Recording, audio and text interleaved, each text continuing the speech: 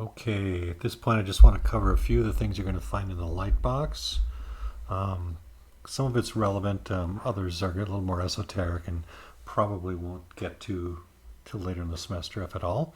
Remember, it's up here, this little button, and you can toggle it with the comma key. So if you hit comma, there you go. So I'm just going to click on project, which is usually what it comes up with when you start up ZBrush. This is what you'll see. So just in terms of navigating around, these are folders, obviously. So if you double click a folder, you're going to see what's inside that folder.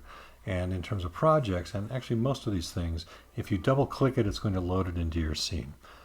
Sometimes it's going to ask if you want to say what you're doing first, things like that.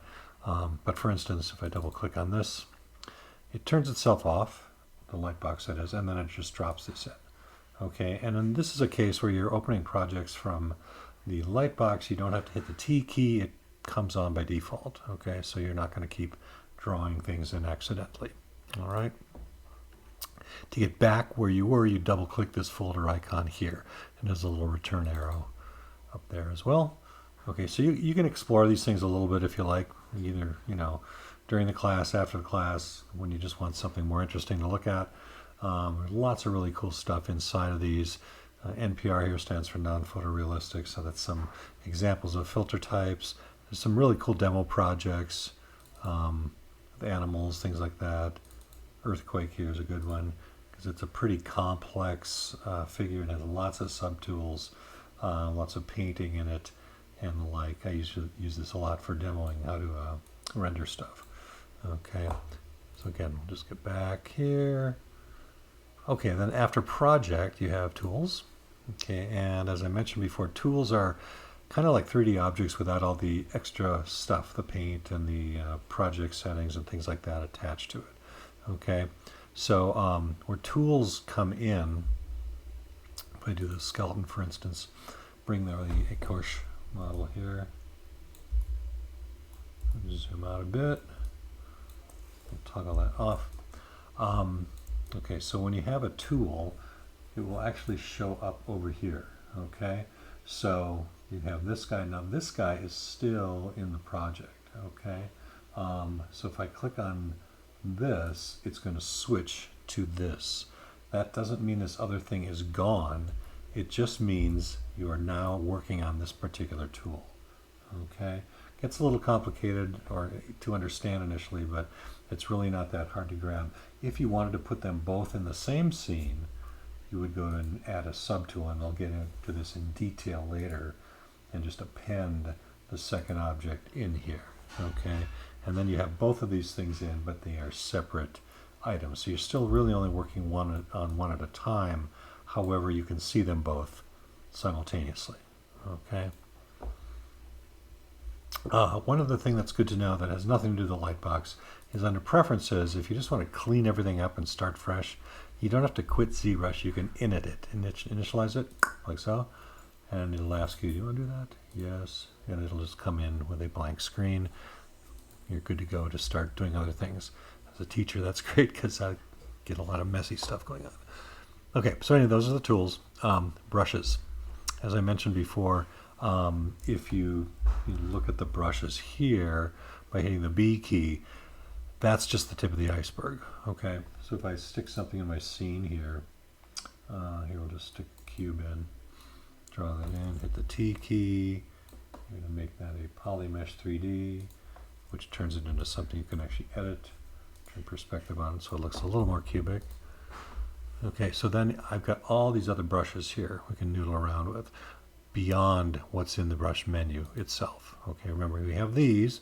Those are the most used ones, frankly, but then there are some very specific ones in here that we'll get into later, or I might suggest you use for a particular thing you want to do. So for instance, this clay brushes here, there are more than just the ones in there. There's like a rake line clay brush, so if I double click that, it adds that brush into this set. Okay, up here, and now if I do something here, whoops, I can use a line to actually define where I want that thing to go. Different ways of dealing with this. This is a very low poly thing here, so if I increase that a little bit, you'll be able to see a little bit more what's going on. Okay. Anyway, there are lots and lots of brushes, as you can see here. Okay. Again, double click this to go back. Texture. Okay. There are just a bunch of, and textures are basically just images. Okay, they're color images, usually JPEGs, that you can use to either paint with, use as reference. You can actually even use them as textures, as relief elements, using a particular technique that I'll show you towards the end of the fish project. Okay, this is a good one to see here as well, because you can drag in the unused area down here, this big bar, and you'll see there are more than you think. And then if you drag, you can make this thing smaller or larger if you kind of drag left and right on it. And then you can also toggle the Lightbox so it only has 1 row, 2 row, 3 rows, or 4 rows to see more or less of what's in that particular folder. Okay, so like textures, there are alphas in here as well. Okay, so you have things like a leathery skin. This little guy, if I double click that, it's going to show up, up here now. Okay, and I should be able to see it here. I don't know where it went. There it is. Okay. And again, if I then get out of here, I can then paint with this thing. Okay, and then it's going to deal with, or it's going to be whatever size your brush is, that is the kind of the scale of that particular thing you're doing. Okay, or the brush or alpha you've applied. I have symmetry on here, so that's kind of weird too. But you'll see what happens here. Okay, and it's on this clay buildup brush, which is not the best one to see textures. Okay, do something like that. Okay. Anyway, so you've got alphas in there. Materials. These are basically just more of these. Okay, so you have more of these that you can load in, and there's a ton of these online. They only have 3 here, but believe me, there's lots and lots of those. Okay. Noise. Let me just undo my drawing here on this thing. Zoom out a little bit. Noise is kind of cool because it's essentially a textural element, but it's a procedural thing, which means it's computer generated, so it can keep repeating itself without seeing any weird little patterns or repeating patterns on it, things like that. So if I double click on this, for instance, you'll get this to a thing where we can actually see the color a little bit better. Kind of see what's going on here. Okay, that kind of thing. Change it to something like that. And these guys are all editable as well, which is pretty neat. So if you go to this surface palette over here, you can edit the noise. You can make it larger, you can make it smaller, stronger, weaker.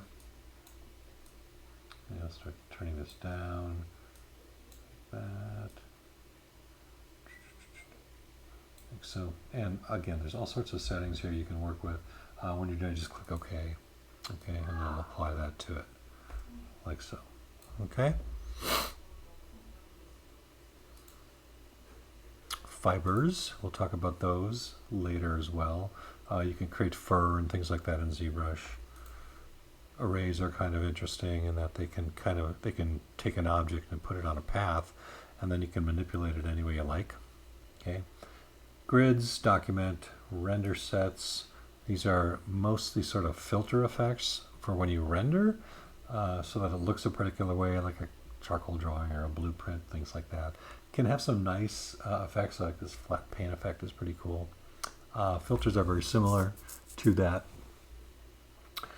So then the big thing, the last thing I really want to show you is the quick save. Okay, and that is where I think I mentioned this in the previous video, but I'm going to just keep mentioning it again. ZBrush automatically saves your files every 10 minutes or so, and you can set that. It's a preference up here. So if you crash or something horrible happens or you have to force quit the program, the last thing that ZBrush saved for you, even if you hadn't saved it in a while, is going to be in this section of the Lightbox. Okay, so make sure you pay attention to that. And this is also where you'll just find any other crashes from previous weeks, months, even years sometimes, stuff in here. And it's saving it with this little button up here, but it does it automatically. But if you want to do a quick save at any time, you can just hit the 9 key and click on that to do so. Okay. So that's what's in the Lightbox. Good stuff to know. It's there. It'll make a little more sense as we get into it, but just know the best thing to do sometimes when you just get the program and you haven't, played around with something in a while, just pull something out of one of these project files and, noodle around. You won't mess it up because they're all saved in here, and just have at it. See what you can discover about things you may not have seen or you'd like to play around with. Okay, cool.